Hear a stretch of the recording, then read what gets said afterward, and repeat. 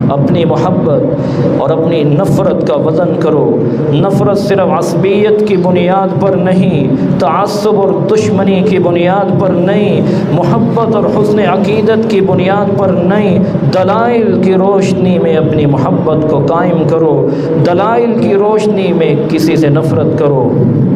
امام بخاری رحمۃ اللہ علیہ نے اس کا کیسے اظہار کیا؟ امام بخاری رحمۃ اللہ علیہ اللہ تعالیٰ نے بڑے مقام سے نوازا تھا۔ مزاج امام بخاری رحمۃ اللہ علیہ کا لے آئیے، صرف ایک بار کتاب الجمعہ کو کھولو۔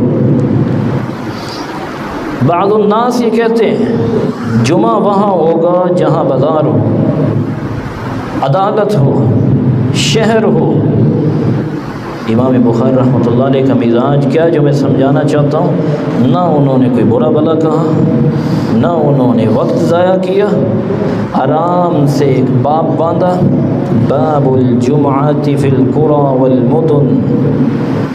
جمعہ شہر میں بھی ہو سکتا ہے، دیہات میں بھی ہو سکتا ہے، اور ساتھ روایت نقل کر دی، ان اول جمعۃ جمعت بعد مسجد رسول اللہ صلی اللہ علیہ وسلم فی مسجد عبد القیس بجواسہ من البحرین۔ سب سے پہلا جمعہ رسول اللہ صلی اللہ علیہ وسلم کی مسجد کے بعد جواسہ بحرین کے اندر جمعہ پڑھایا گیا۔ اپنے ممبر و محراب کو آلودہ نہ کرو، اپنے منہج کو اگر منتقل کرنا چاہتے ہیں یہ منہج اختیار کریں۔ باپ باندھا حدیث پیش کر دی اور خاموش ہو گئے، لڑائی نہیں، فساد نہیں، بد امنی نہیں، فتوی بازی نہیں، مثبت سوچ کو پیش کرو۔ مالکیہ نے کہہ دیا کہ ہر بندے پہ جمعہ فرض ہے۔ امام بخاری رحمۃ اللہ علیہ نے آرام سے ایک باب باندھا، باب الرخصہ ان لم یحضر الجمعہ یحضر الجمعہ۔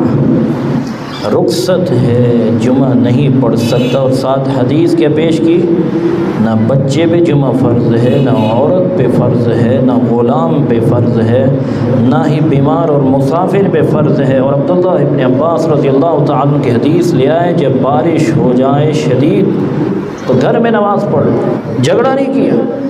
شوافی کہنے لگے جب تک 40 لوگ مسجد میں نہ بیٹھے ہوں جمعہ ہی نہیں ہوتا،